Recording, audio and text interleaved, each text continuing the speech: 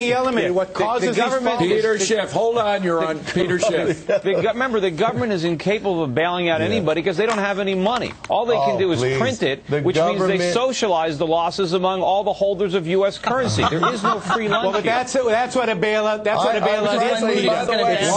One at a time. We can't all talk at once. Go ahead, Mike. I haven't received any notice in my mail of a tax increase to help this fund this bailout. So I don't know what you're talking about. Inflation is. Inflation's a tax increase. Inflation, actually, Peter makes a good point. Inflation is a tax increase, and we may be seeing more of that. Yeah. We're going to be talking about the Fed in just a moment. We got to take a quick break. We got a wild crew here. Look at the market. Very much. Well, also moving markets today, inflation fears, consumer prices rising by 4.1%, reaching their highest level in 17 years. Jumps in gas and food prices led the charge. Those figures complicate the picture for the Federal Reserve Board as it considers whether or not to lower the interest rates to prop up all the sagging markets. Would a cut lead us in a recession by driving up the prices we pay for just about everything? Let's ask our Fox panel, including Nicole Ridgway from smartmoney.com. Nicole, first to you. Analyze these numbers for us. They were bad, biggest jump in 17 years. On the other hand, the market's absorbing it pretty well right now. The market's absorbing it pretty well, but I think that we can expect the Fed to probably cut rates. I think that that's generally accepted, and I think it's already been worked into the market. Even with these inflation fears? Even with the inflation fears, because I think that the Fed's attention right now is turned towards slowing growth and sort of stimulating the economy. That's where a lot of attention has been paid recently. Cuts alone, though, I don't think are going to fix the situation and could definitely worsen the inflation side of this argument. Well, Peter Schiff, you've been talking about the debasing of the American dollar for a long time, and frankly, a lot of what you said has turned out to be true. However, I'm wondering, how do you stop the debasement of the dollar? Do you just do what Volcker did in 1981 and tighten up so much that you have a 2-year-long recession? Well, I mean, we've got to do that. But unfortunately, when Paul Volcker raised interest rates up to 20% in 1980, America was a wealthy enough nation that we can afford to pay it. Plus, also, most of our debt, we had 30-year government bonds. Now we have almost a $10 trillion debt financed with Treasury bills. So if we actually had to raise interest rates to defend the dollar, we would have a far worse recession than what we had in 1982. So let me just get a figure, though, from you, Peter. What rate, if they were not high enough in 1981 at 20% for what we have now, what rate would they have to be risen to in order to stifle inflation? Unfortunately, I don't think there's a rate high enough at this point. Well, because if we raise the rates, I think it's going to put even more downward pressure on the dollar. So what do we do, Peter? That's the question. What we've got to do is we've got to dismantle the government. We're spending way too much money. We've got to make the government smaller. We've got to stop printing all this money. We've got to get on a sound monetary system. You're talking about the consumer prices rising at the fastest pace in 18 years, but those official estimates are probably less than half of what's actually happening to consumer prices. Yeah. And they're going to go up even faster. So we've got to turn this around. Let me switch to your friend, Yaron. Yaron, I know you agree with Peter's prescription, but you have to be a realist. It ain't going to have. We're not going to have a total dismantlement of the government. So within the realm of reality, what can we do? Well, we don't need to dismantle the government tomorrow, but we need to start.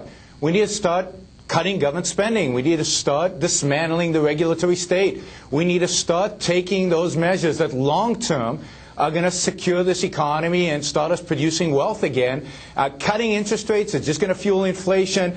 Sending checks to people is going to fuel inflation. It's going to do nothing long term. We need to get back to what the U.S. government was supposed to do, that the Founding Fathers wanted to do, and that's protect individual rights, not spend on all these multiple programs, redistribute wealth, get into every aspect of our lives. We need government to back out. Well, I think everybody, even Mike Norman, you would say amen to that as well, but the problem is we have to talk about what is capable, what we are capable of doing. Look, the government is no bigger now. In fact, it is smaller now as a percentage of...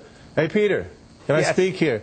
The government is smaller now than just about any time in the post-World War II history when you look at the government at its budget as a percentage of GDP. Let's put things into context here.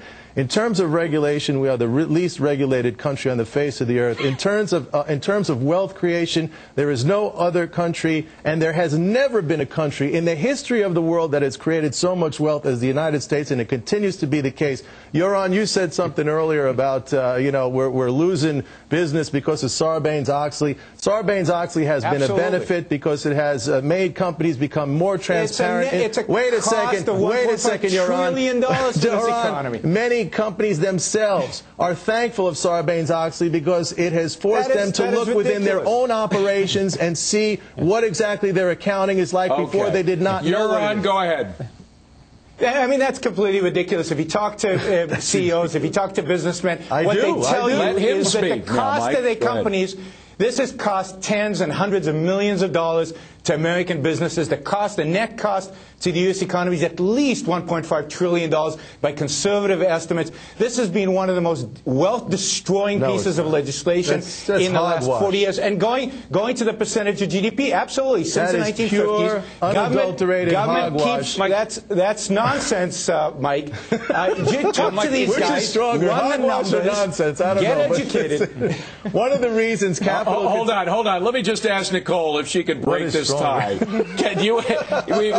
We've got a rubber match here. Break the tie for us. Was Sarbanes-Oxley good or bad for the economy? I think it's good. I think that we set an example to world markets, to other countries. So that's why. So now, and Peter Schiff, I know you agree with Yoran. So now we have another bumper.